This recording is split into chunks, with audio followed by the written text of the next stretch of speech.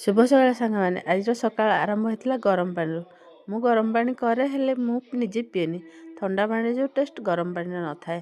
ଏବେ ବାଇଗଣ ବିକା ଆସିଥିଲା, ମୋତେ ତ ସମୟ ନାହିଁ। ମୁଁ ଠାକୁର ପୂଜା କରିବା ପାଇଁ ଫୁଲ ତୋଳୁଥିଲି। ବିନବାକୁ କହିଲି ମୋ ପାଇଁ କିଛିଟା ନେଇ ଆସିବାକୁ। ଡାଳଟେ ଗଛରୁ ଭାଙ୍ଗିଗଲା। ବିନବା କେତେ ପାଟିଗଲା। ମୁଁ କହିଲି ନେଇଯା ପୋତି ଦେବୁ, ବାଡ଼ିରେ ଫୁଟିବ।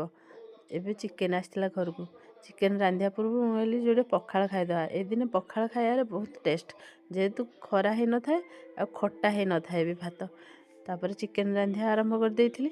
ଚିକେନ୍ ରାନ୍ଧିବା ଭିତରେ ମୋତେ ବାହାରୁ ଗୋଟେ ପାଟି ଶୁଭିଥିଲା। ମୁଁ କହିଲି କ'ଣ ବୋଲି ବାହାରକୁ ଗଲାବେଳକୁ ସେଠି କ'ଣ ଗୋଟେ ଷ୍ଟିକରଟେ ମାରିଦେଇକି ଜଣେ ଲୋକ ପଳେଇ ଯାଉଥିଲେ। ମୁଁ କହିଲି କ'ଣ ବୋଲି, ସେ କହିଲେ ଏଇଟା ପଢ଼ ତମେ। ମୁଁ କହିପାରିବିନି ଏଇଟା କ'ଣ କହିକି ଏମିତି ସେ ପଳେଇଲେ। ତାପରେ ମୁଁ ଘରକୁ ଆସିଲା ବେଳକୁ ମୋର ଚିକେନ୍ଟା ହେଇଯାଇଥିଲା।